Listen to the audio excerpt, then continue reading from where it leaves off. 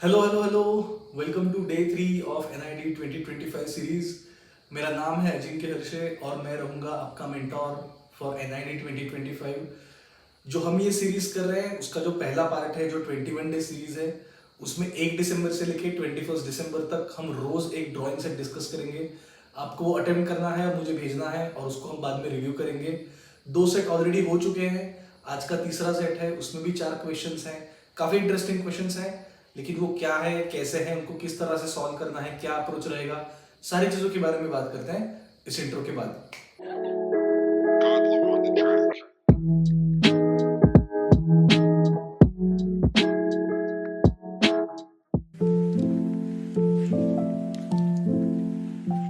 Alright, so आज का जो विजुअल कम्युनिकेशन डिजाइन का क्वेश्चन है वो कुछ इस तरह से है।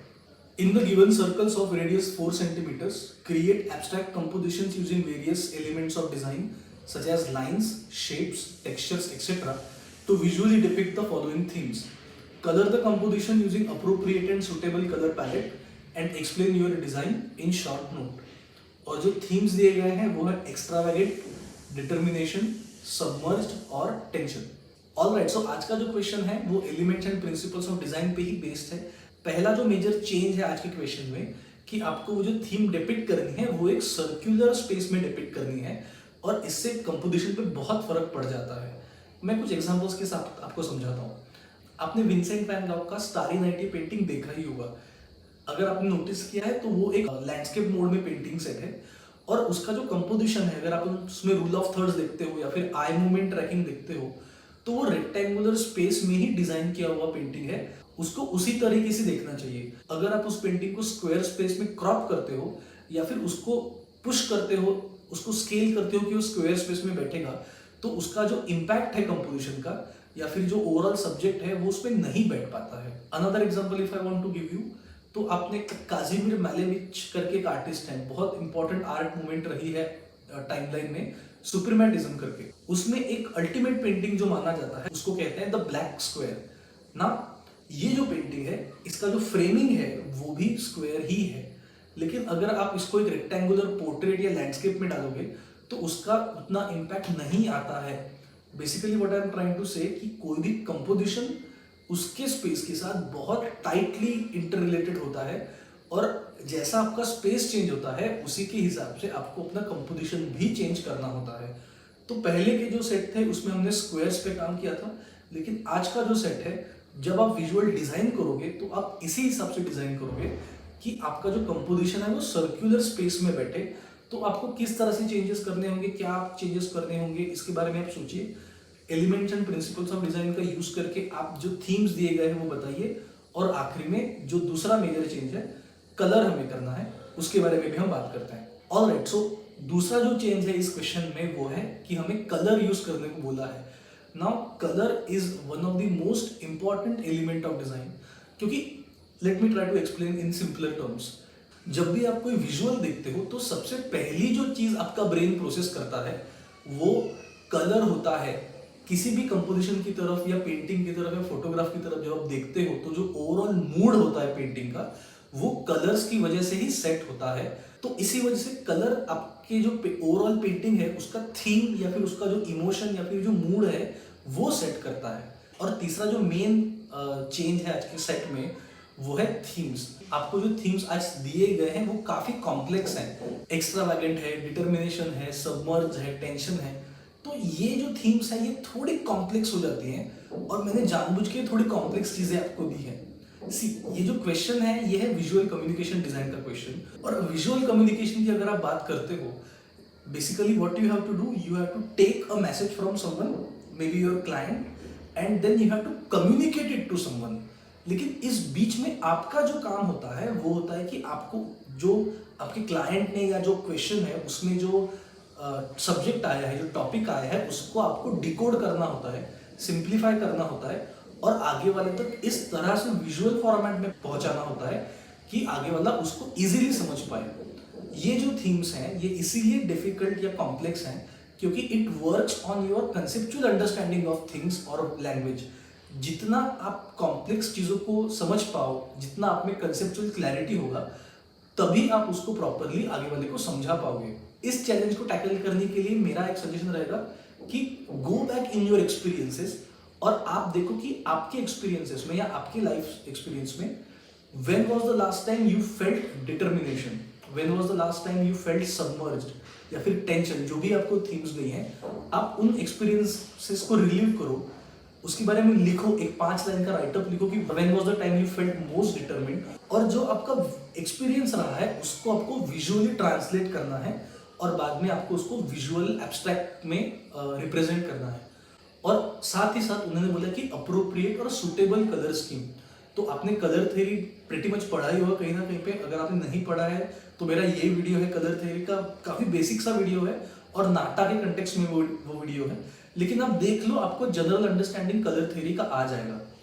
उसके बाद डिटर्मिनेशन के लिए, सबमर्ज्ड के लिए, टेंशन के लिए जो भी कुछ थीम्स दी गई हैं उसके लिए जो आपको अप्रोप्रिएट कलर स्कीम लगती है वो भी आपको उसमें यूज करना है, और साथ ही साथ आपने क्या कलर स्कीम यूज की है उसके बारे में भी आपको एक्सप्लेन करना है और लिखना है, और इस तरह से हम ये आज का क्वेश्चन सेट सॉल्व करेंगे। ऑलराइट, सो आज का हमारा दूसरा जो क्वेश्चन है इंडस्ट्रियल डिजाइन का वो कुछ इस तरह से है। Draw excluded view of the objects showing various individual parts of the objects and how to assemble them.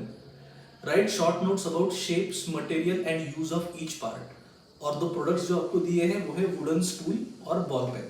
Alright, so आज का जो इंडस्ट्रियल डिजाइन का क्वेश्चन ये काफी इंटरेस्टिंग क्वेश्चन है क्योंकि आपको एक्सप्लोडेड व्यू करना है ना। एक्सप्लोडेड व्यू एग्जैक्टली होता क्या है? बेसिकली एक्सप्लोडेड व्यू जब हम दिखाते हैं तो हमें उस ऑब्जेक्ट के जितने भी छोटे छोटे पार्ट्स एंड पार्सल्स हैं उसको इंडिविजुअली ड्रॉ करना होता है, नॉट इन अ वे कि जैसे मान लो वुडन स्टूल है तो उसका टॉप यहाँ पे निकालोगे, उसके 4 लेग्स यहाँ पे निकालोगे, not that way. Basically exploded view में आपको वो जो भी आपको ऑब्जेक्ट दिखाना है उसको आपको इस तरह से स्केच करना होता है कि जब आप किसी को ये स्केच दो तो उसको समझ जाए कि वो इंडिविजुअल पार्ट्स उस ऑब्जेक्ट के कौन से हैं और उसको किस तरह से असेंबल भी करना है। मैं एग्जांपल के लिए आपकी स्क्रीन पे एक विजुअल डाल रहा हूँ जिसमें एक स्टैंडर्ड एक्सप्लोडेड व्यू दिया है। उसमें आप देख सकते हो कि हर जो भी प्रोडक्ट है आपका उसका हर छोटा छोटा पार्ट इस तरह से दिखाया गया है कि वो साथ में असेंबल कैसे होंगे। तो ये आपका एक्सप्लोडेड व्यू होता है। आपको जो ऑब्जेक्ट दिए गए हैं वो है वुडन स्टूल और बॉल पेन, दोनों डे टू डे लाइफ के ऑब्जेक्ट्स हैं, आपको अवेलेबल होंगे तो आप उसको देखो।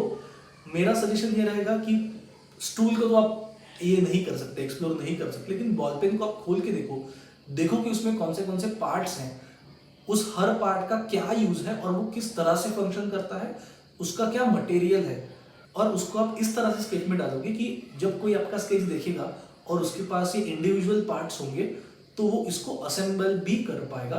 इसका एक सिंपल एग्जांपल अगर मैं दूं तो आइकिया जो आपका स्टोर है, जो वर्ल्ड का सबसे बड़ा फर्नीचर स्टोर है, वहां से जब आप कोई चीज खरीदते हो तो आपको उसको इंडिविजुअल पार्ट्स मिलते हैं, आपको बना बनाया आपके घर पे नहीं आता है। In that case they also give you a guide on how to assemble them. तो वो एक स्टैंडर्ड रहता है एक्सप्लोडेड व्यू का। तो ये क्वेश्चन आप करोगे, स्टूल और बॉल पेन ये दो चीजें आपके पास हैं, काफी सिंपल है, आप इसको बहुत इजीली समझ सकते हो। आप उनको प्रॉपरली ड्रॉ करो आइसोमेट्रिक में या पर्सपेक्टिव में, और उसका मटेरियल मेंशन करो, हो सके तो साइज मेंशन करो, और साथ ही साथ ये भी मेंशन करो कि उसको कैसे असेंबल किया जाए। शायद आप थोड़ा ग्लू यूज कर सकते हो वुडन स्टूल के केस में, या फिर नेल्स हो सकते हैं, पेन के केस में स्प्रिंग और बाकी सारी चीजें वो कैसे असेंबल होंगी वो आपको दिखाना है। और हमेशा की तरह आपको उसका एक फाइनल स्केच और उसके कुछ शॉर्ट नोट्स भी लिखने हैं, और इस तरह से आप इक्वेशन सॉल्व करोगे। तीसरा जो आज का क्वेश्चन है वो है ह्यूमन फिगर स्लैश पर्सपेक्टिव का स्केच, और वो कुछ इस तरह से है। Imagine you are a rat on a kitchen counter searching for something to eat. Sketch the scene from your perspective as you spot your friend nibbling on a slice of pizza resting on a plate. Include details like water bottles and scattered ketchup sachet to bring the setting to life. Use pencil for your drawings and focus on capturing the unique point of view and the bustling environment around you. Alright, so ये भी एक काफी interesting सवाल है, perspective का ही सवाल है। आपको सीन दिया गया है कि assume that or imagine that you are a rat and you are on a kitchen platform and they have mentioned कि क्या क्या आपको ड्रॉ करना है। So there is another rat who is nibbling on a piece of pizza that is kept on a plate. तो आपको plate और pizza definitely उसमें ड्रॉ करना है, कुछ वाटर बॉटल्स ऐड करनी है और कुछ सैशे ऐड करने हैं। तो इसको अगर आपको वन पॉइंट पर्सपेक्टिव थोड़ा बहुत आता है तो आप इसको काफी इजीली सॉल्व कर लोगे, लेकिन मैं आपको एक और इनपुट देना चाहता हूँ कि इसको और इंटरेस्टिंग कैसे बनाया जाए सो दैट आप स्टैंड आउट कर पाओ काफी सारे बच्चों में। मैं हमेशा से कहता रहा हूँ कि मैं हमेशा से कहता हूँ कि पर्सपेक्टिव या मेमोरी ड्राइंग का जो टॉपिक है वो सिर्फ स्किल बेस्ड नहीं होता। काफी बच्चों को ये कंफ्यूजन हो जाता है कि हाँ मुझे पर्सपेक्टिव आता है, मुझे ह्यूमन फिगर आता है, तो मेरा मेमोरी ड्राइंग डन है। सी, पर्सपेक्टिव इज अ स्किल जो आपको एनवायरनमेंट में हेल्प करता है। ह्यूमन फिगर जो है वो आपको इमोशन में हेल्प करते हैं, लेकिन आपको हमेशा एक स्टोरी टेलिंग के कंटेक्स्ट में ही मेमोरी ड्राइंग को सोचना है। इस कंटेक्स्ट में अगर हम बात करें तो let's take a simple example. किसी भी स्टोरी के लिए दो चीजें इंपॉर्टेंट होती हैं, कैरेक्टर इंपॉर्टेंट होता है और कंटेक्स्ट या फिर एनवायरनमेंट इंपॉर्टेंट होता है। अभी कैरेक्टर तो आपको दो दिया गया कि आप you are yourself rat and आपका फ्रेंड है, तो वो दो कैरेक्टर्स हो गए, और एनवायरनमेंट भी आपको दिया है कि किचन का प्लेटफॉर्म है। लेकिन इसमें कुछ चीजें जो हम ऐड कर सकते हैं स्टोरी टेलिंग में जिससे ये चीज काफी इंटरेस्टिंग हो सकती है। जैसे वो जो किचन है, क्या वो एक फैमिली को बिलोंग करता है या फिर किसी बैचलर का है? इसमें अगर आप देखते हो तो चीजें अलग अलग हो जाएंगी। अगर आप उसको रात का सीन करते हो तो आपका लाइट एंड शैडो बहुत इंटरेस्टिंग आ जाएगा। अगर आप सुबह करते हो तो काफी इंटरेस्टिंग चीजें हो जाएंगी। अगर आप दोपहर का सीन लेते हो तो things become very different. And after that also you have to think कि why there is a pizza box और pizza on a plate kept on the kitchen counter, उसको कोई खा क्यों नहीं रहा है? ये अगर आप आपके स्केच में ऐड कर पाओगे, ऑब्वियसली पहले आपको इसके लिए सोचना पड़ेगा कि why the sitting is there, और जब आप इसको ऐड करोगे तो आपके ड्राइंग में ऑटोमेटिकली ही डिटेल्स बढ़ जाएंगे। तो एक सिंपल अगर मैं एग्जांपल लेता हूँ तो मान लीजिए कि मैंने जो किचन काउंटर लिया है वो मैंने एक रेस्टोरेंट का किचन काउंटर लिया है। रात का टाइम है, किचन क्लोज हो चुका है, और जो शेफ है वो एक आखिरी बचा हुआ एक पिज्जा उसने खास अपने लिए बनाया है, और उसने जिसको रखा ही था, he was just going to eat it, तभी कोई कस्टमर आता है and he has just gone out to say no to him. तो जब आप ये स्टोरी बिल्डिंग करते हो तो पहले तो आपका पर्सपेक्टिव जो है उसमें जो आप ऐड करोगे उसमें आपको रेस्टोरेंट का किचन डिटेल्स ऐड करना पड़ेगा। तो उसमें आपको स्टेनलेस स्टील के ऑब्जेक्ट्स दिखाने पड़ेंगे, आपको उसमें काफ़ी सारे कटलरी दिखानी पड़ेंगी, स्टोरेज दिखाना पड़ेगा। तो ये चीज़ें आपकी ऐड हो जाएंगी। रात का टाइम है, रात को 11:30, 12, 1 बजेगा, ये अगर आपको दिखाना है तो आपको वहाँ पे एक क्लॉक ऐड करना पड़ेगा। और साथ ही साथ अगर आप एक विंडो डालते हो, वहाँ पे आप अगर चंदा मामा दिखाते हो तो वो एक छोटा सा डिटेल आपकी स्टोरी में डिटेल्स ऐड करता है। और अगर आपको ये दिखाना है कि उसने अभी अभी पिज्जा बनाया है या फिर उसने अपने लिए पिज्जा बनाया है, तो may be you can add like a microwave और समथिंग जिसमें उसने पिज्जा रखा था। और इस तरह से आपको आपके ड्राइंग में डिटेल्स ऐड करने हैं। मेमोरी ड्राइंग के टॉपिक में हमेशा याद रखिए, सिर्फ पर्सपेक्टिव से काम नहीं चलेगा, सिर्फ ह्यूमन फिगर से काम नहीं चलेगा। ये इन दो चीजों को मिक्स करके आपको हमेशा एक स्टोरी बतानी है, और इस तरह से आपको मेमोरी ड्राइंग के क्वेश्चंस अटेम्प्ट करने हैं। जैसे आप ये वाला क्वेश्चन ऐड करोगे, आप अपने हिसाब से स्टोरी बनाओ जो आपको इंटरेस्टिंग लगता है और ड्रॉ करो, और इस तरह से आप ये क्वेश्चन सॉल्व करोगे। ऑलराइट, सो आज का जो क्रिएटिव राइटिंग का क्वेश्चन है ये थोड़ा सा अलग है, इसमें आपको डिस्क्रिप्टिव राइटिंग आता है। हम एक बार क्वेश्चन देख लेते हैं। You are presented with the painting a Sunday afternoon on the island of La Grande Jatte by George Seurat, काफी फेमस पेंटिंग है। Right a detailed description of the scene depicted in the painting. You can describe what the people in the painting are doing, their interaction and postures by analyzing the overall mood and atmosphere and emotions that the painting evokes in you. Observe the natural surroundings such as trees, river, sky, and explain how they enhance the scene. Share any additional details or interpretation that stand out to you, including the cultural or emotional undertones of the painting. Alright, तो इस question को करने के काफी अलग अलग तरीके हैं। एक तो आप सिर्फ डिस्क्राइब कर सकते हो कि क्या पेंटिंग में हो रहा है। So you can talk about what this lady is doing, there is a small dog also, some people are chilling in the grass and you can pretty much see that the sunlight is coming. तो afternoon है, वो जो painting के title में भी mention है। तो ये सारी चीजें आप सिर्फ डिस्क्राइब कर सकते हो, या फिर आप जो इमोशनल उसका जो एस्पेक्ट है कि people are chilling, people are laid back, people are having leisure time, उसके बारे में बात कर सकते हो। या फिर आप इन दोनों का मिक्स भी कर सकते हो। इसमें आप छोटे छोटे डिटेल्स भी ऐड कर सकते हो जो आपके लिए स्टैंड आउट करते हैं, लेकिन उसको आप एक स्टोरी टेलिंग के फॉर्मेट में लिखो कि what is the story, what is the overall scene that is happening. Don't just write कि there is a woman standing there, there are 15 people, there is a dog, it's Sunday afternoon. It becomes a little boring. अगर आप इसको completely छोड़ देते हो तो if you write कि it's leisure time, people are having fun, this is happening, that is happening and the overall mood is of a laid back Sunday afternoon, अगर आप इसमें डिटेल्स ऐड नहीं करते हो ऑब्जर्वेशन के तो फिर वो थोड़ा अनटेदर्ड हो जाता है। आपको दोनों को ऐड करना है, लेकिन आपको ओवरऑल सीन को स्टोरी टेलिंग के थ्रू भी डिस्क्राइब करना है। तो इस टाइप के क्वेश्चंस एक्चुअली एनआईडी में आते हैं। पेंटिंग से आएंगे ऐसा नहीं है, कोई फोटोग्राफ दिया जा सकता है, कोई स्केच दिया जा सकता है, लेकिन ऐसे टाइप के क्वेश्चंस एनआईडी में आ चुके हैं और डेफिनेटली आ सकते हैं। तो इसके लिए हमारा इनपुट रहेगा कि डिस्क्रिप्शन, इमोशनल सेंस, इसको कंबाइन करो छोटे छोटे ऑब्जर्वेशंस के साथ और इन तीनों को एक सिंपल स्टोरी टेलिंग के नैरेटिव में लिखोगे तो वो पढ़ने में भी इंटरेस्टिंग होगा और इस तरह से आप इस क्वेश्चन को अटेम्प्ट करोगे। ऑलराइट, सो ये आपके आज के 4 क्वेश्चंस हैं। थोड़े कॉम्प्लेक्स क्वेश्चंस हैं, जैसा मैंने कहा था धीरे धीरे चीज़ों का कॉम्प्लेक्सिटी बढ़ेगा। तो ये हमारे 4 क्वेश्चंस हैं, मैंने डिटेल में बताया आपको कि उसको कैसे अटेम्प्ट करना है। आप ये क्वेश्चन अटेम्प्ट करो। अगर आपको स्केचबुक पे करना है तो डिस्कॉर्ड पे उसका पीडीएफ है, आप वहाँ से डाउनलोड कर सकते हो, या फिर उसका प्रिंट आउट लेके भी उसको सॉल्व करो। Both things work, not a problem. दूसरी बात ये भी है कि डिस्कॉर्ड कम्युनिटी पे मैं रोज एप्टीट्यूड के सेट्स भी डाल रहा हूँ, जिसमें 10 से 12 एप्टीट्यूड के सेट्स हैं। उसके बारे में एक छोटा सा मैं आपको इनपुट देता हूँ।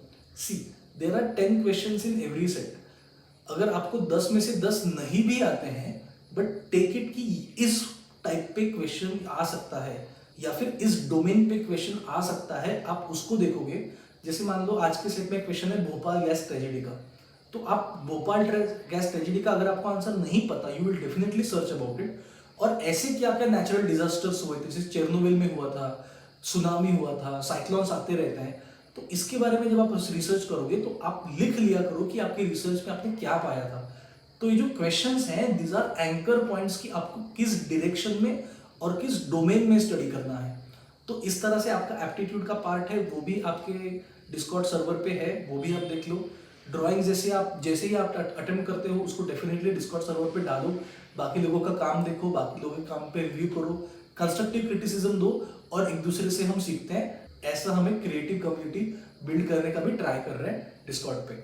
सो इस तरह से आज का ड्राइंग और एप्टीट्यूड का सेट था। Alright, so that's been my time today. आपको ये वीडियो कैसा लगा मुझे डेफिनेटली कमेंट्स में बताओ। अगर आपकी कुछ सजेशंस हैं, आपको कुछ और हेल्प चाहिए, मुझे बताओ, मैं डेफिनेटली उसको इंटीग्रेट करूंगा नेक्स्ट वीडियोस में। वीडियो को लाइक कर दो, शेयर कर दो, सब्सक्राइब कर दो चैनल को, और मैं आपसे मिलूंगा कल डे 4 में सेट 4 के साथ 4 नए सवालों के साथ। And till then, join the creative dialogue.